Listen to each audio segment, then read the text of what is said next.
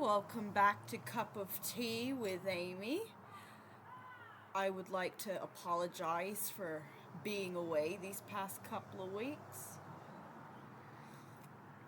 I've been having a bit of mental health problems, and today I would like to talk about something that's been weighing on my heart for quite some time. It's abusive relationships. There's different kinds. There's mental, physical, sexual, financial, emotional, social, and even spiritual abuse. But for right now, I'm just going to be talking about things that I have had personal experience with. And I'm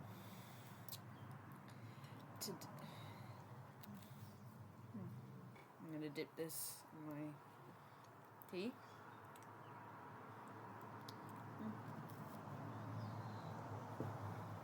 I'm not going to be telling my story. I'm just going to give a general overview. And before we get started, I would like to let you guys know that this is a trigger warning video.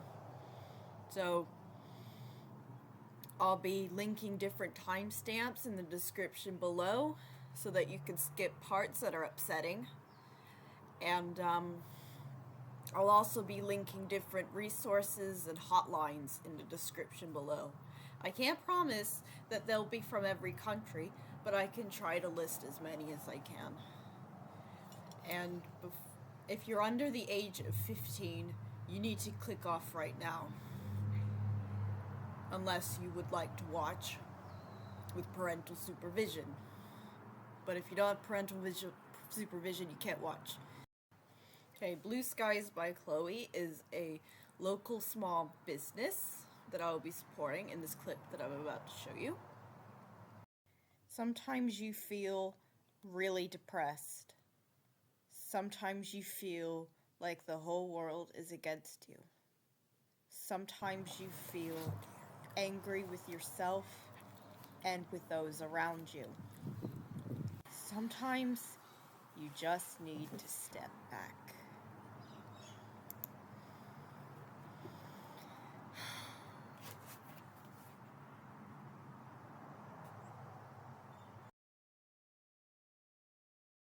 If you are over the age of 15, please feel free to stick around and remember to take breaks as many times as you need to, because you are going to need to take a lot of breaks. Emotional and mental abuse can look like a whole range of different things. Gaslighting, blaming, gatekeeping, coercion, bullying, shaming, and excluding,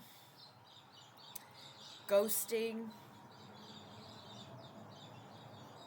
and love bombing, grooming. So making you feel special 1 minute, and then making you feel like you're a piece of shit the next. So I'll give an example of what emotional abuse can look like in an everyday situation. Sorry about the birds, guys. And sorry about peak hour traffic. Okay. So say the two of you are watching a movie together. You're picking out a movie together. Alright? So let's say that abuser leaves the decision making up to you. You might say, I want to watch Aladdin tonight. The other person may go, oh, really? Aladdin? You do know Disney's childish, right? Only kids watch it. Yeah, you're right. Disney is pretty childish. We're adults now, we need to grow up. Let's put on Mean Girls, or how about the movie 13 Going on 30, or Suddenly 30, depending on where you live. Those are girly movies. Do you really expect me to pretend to be interested in a girly movie? Yeah, you're right. That was pretty silly of me. Even though I have to watch all your boring man movies. You do have a point. Let's put on American Horror Story.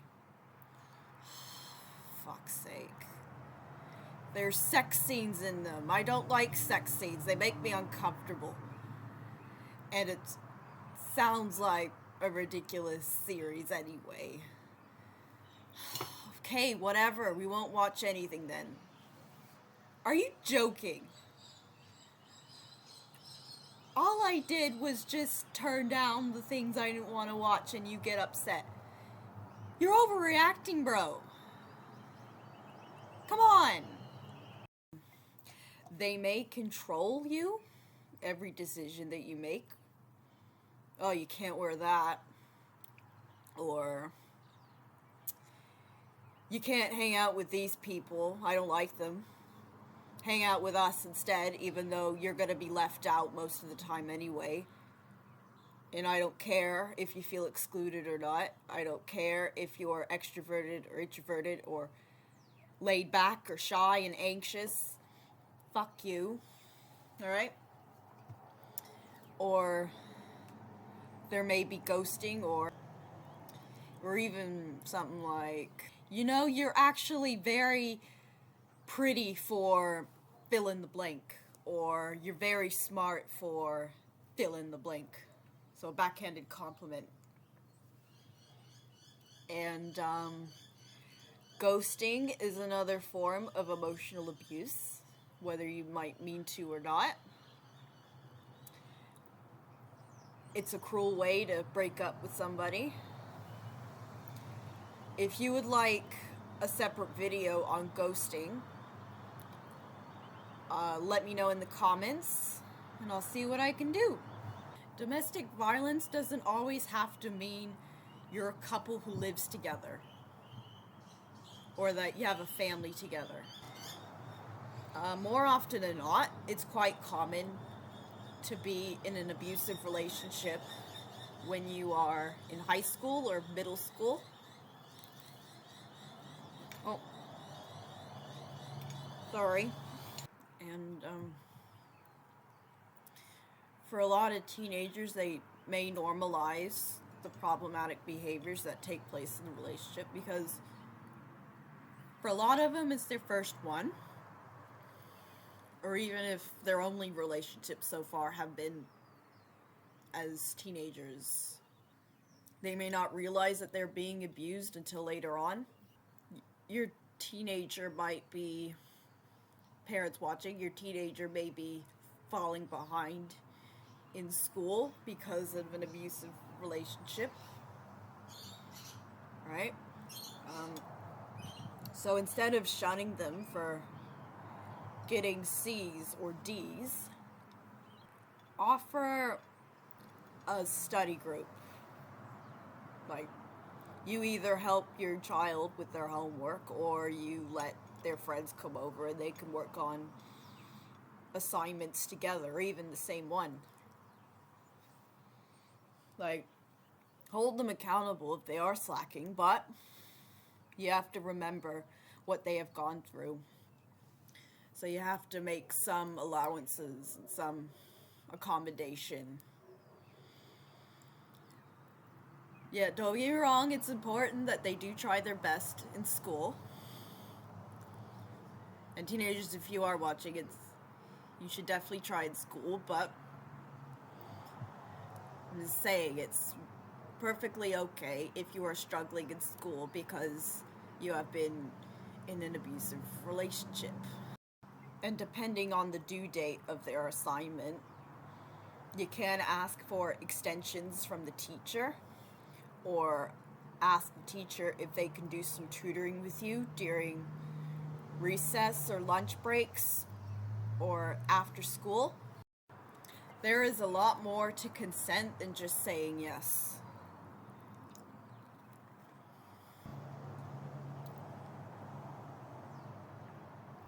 There has to be a smile on your face.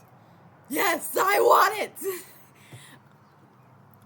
Not quite that extreme, but you have to have the body language and the tone of voice and the face that signals you 100% want to have sex, if not 110. Now, a person may not always feel safe saying no, so their answers might be, I don't know, I'm not sure, maybe. I'll have to give you a range, get back to you on that one.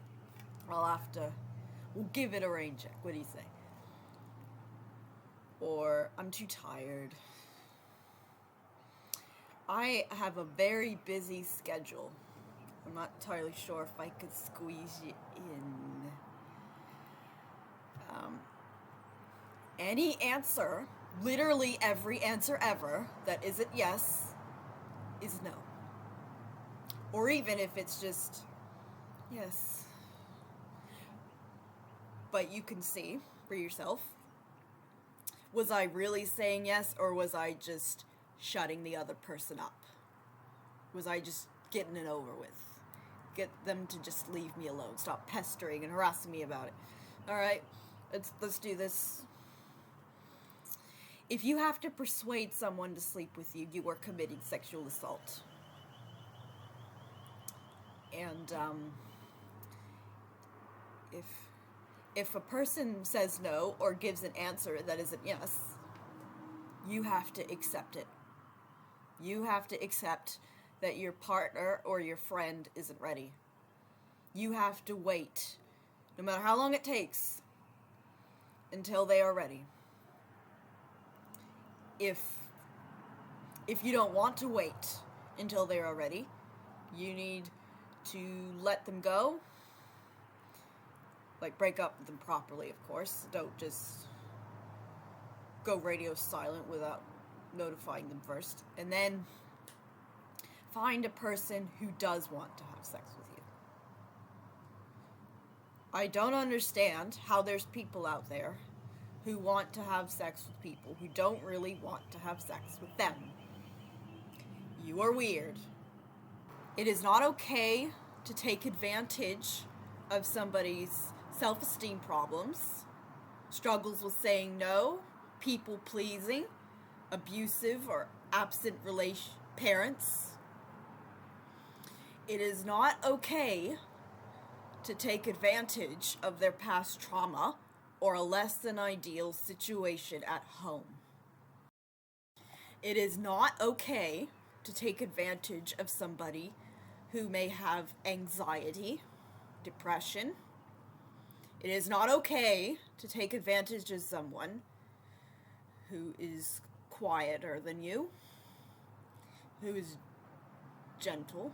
It is not okay to take advantage of people who have a generous heart. They want to go out of their way to help everybody, make sure everybody's happy,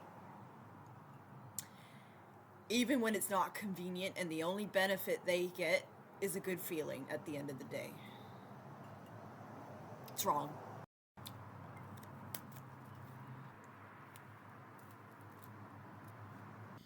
Sexual assault and rape is not as simple as a violent attack in an alleyway. Being molested is not as cut and dry and simple as when I was a kid, next door neighbor did that to me, or when I was in grade 3, person in grade 7 did that to me. As I said, it is very common for domestic violence to take place amongst teenagers.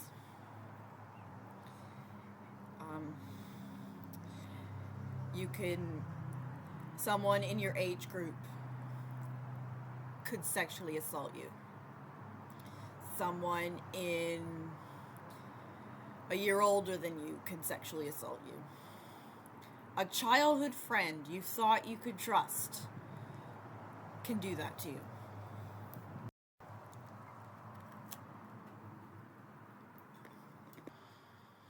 Your childhood friend may commit sexual assault online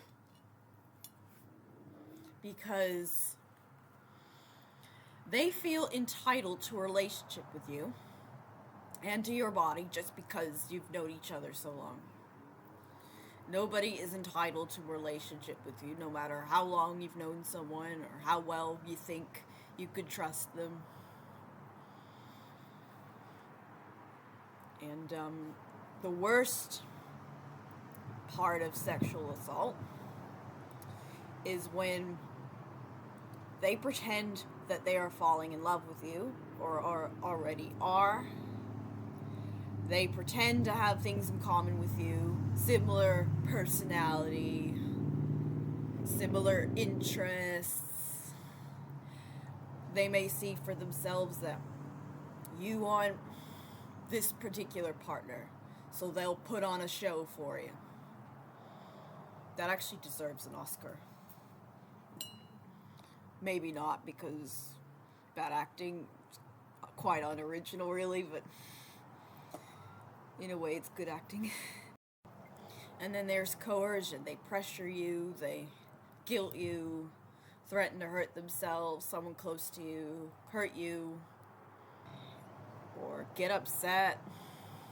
And as I was saying about people pretending to be in love with you, it isn't always grand gestures and expensive gifts. It can be little gestures. It could be lots of little compliments that they know you just long to hear. And they may use your strengths, your weaknesses, what you look for in a partner against you. Once they get what they want, or not, gone. They may tell suspiciously sad or embarrassing stories quite early on. Like, you speak online for a week, right? And you agree to meet up. And you're thinking to yourself, yeah, this guy seems cool. And then he opens up about, say, how his last relationship ended because it was just so awful. She was just this horrible woman. 9 times out of 10, I agree that is a red flag when someone says that, because it means they were the crazy one. But in other cases, they're usually correct. And there's a difference between opening up organically and when you are digging your way in to somebody's psyche just to pretending you're in love with somebody is the worst way to manipulate them, because they got no clue who to trust after that. And it ruins their life. Nobody deserves it. Anybody who commits these acts are inherently bad. Maybe they can change, they just don't want to. They never want to. I hope they get what they deserve in the finish, and it's not a pretty picture. I have no respect or compassion at all for people who commit sexual assault. Okay, everybody, I don't want the video to drag on too long, so I'm just going to wrap things up a bit. And stay tuned for a part 2. And remember to look at the resources I linked in the description, or to call a hotline if this video has triggered you in any way, shape, or form. And before I go, I would like to provide a little aftercare. Sorry. You are wanted. You are important. You are kind. And I'll show you some photos from my childhood, some pets, and some recent pictures. I know they're not much, but I hope they at least make your day or night. Take care, everybody, and I'll see you next time. Bye-bye.